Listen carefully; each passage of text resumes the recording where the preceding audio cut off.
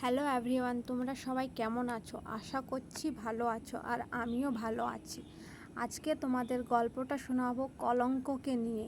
সৌন্দর্য শুধু শরীরের নয়। মেঘলা ছিল গ্রামের সবচেয়ে সুন্দর মেয়ে।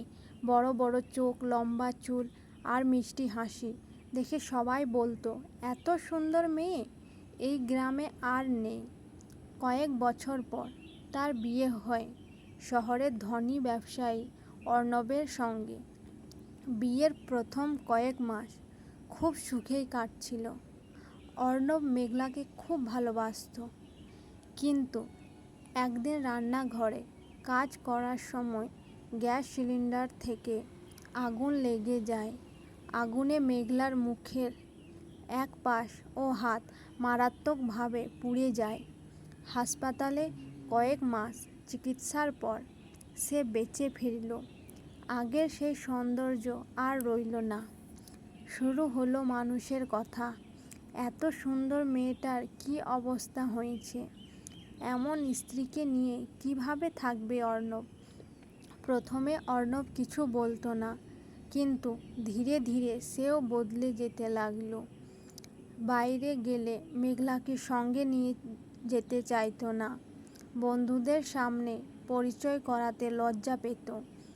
একদিন রাতে মেঘলা কাঁদতে কাঁদতে জিজ্ঞাসা করলো, আমি কি শুধু আমার মুখের জন্যই তোমার প্রিয় ছিলাম? অর্ণব কোনো উত্তর দিল না। কিছুদিন পর অফিসে নতুন এক সহকর্মী এলো, রূপা। সুন্দর, আধুনিক আর সবসময় হাসি খুশি। অর্ণব ধীরে ধীরে রূপার প্রতি আকৃষ্ট হয়ে পড়ল। মেঘলা সব বুঝতে পারছিল, তবুও সংসার বাঁচানোর চেষ্টা করছিল। একদিন অর্ণব স্পষ্ট বলল, তোমাকে দেখলে আমার ভালো লাগে না, আমি এই জীবন আর চাই না। মেঘলার বুকটা ভেঙে গেল। সে শুধু বলল, সৌন্দর্য যদি শুধু শরীরেই হতো তাহলে মানুষের মন এত কুৎসিত হতো না।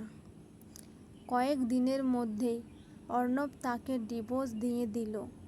ভাঙা মন নিয়ে মেঘলা শহর ছেড়ে চলে গেল। সেখানে সে আগুনে পোড়া মানুষের জন্য একটি আশ্রয় কেন্দ্র স্বেচ্ছাসেবী হিসেবে কাজ শুরু করল। নিজের কষ্ট ভুলে অন্যর মুখে হাসি ফোটাতে লাগলো। একদিকে অর্ণব রূপাকে বিয়ে করল, কিন্তু বিয়ের কয়েক মাসের মধ্যেই জানতে পারল রূপা তাকে শুধু টাকার জন্য বিয়ে করেছে। একদিন সমস্ত টাকা ও গহনা নিয়ে রূপা পালিয়ে গেল। অর্ণব সব হারিয়ে একা হয়ে গেল। কয়েক বছর পরে এক অনুষ্ঠানে তার দেখা হলো মেঘলার সঙ্গে।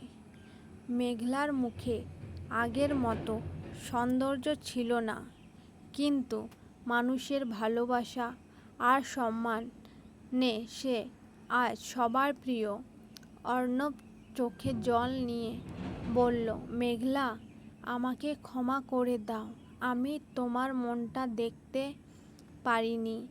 মেঘলা শান্তভাবে হাসল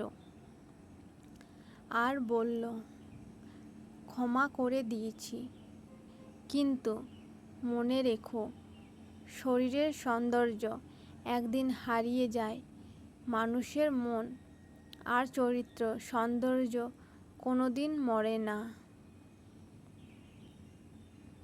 অর্ণব মাথা নিচে করে চলে গেল।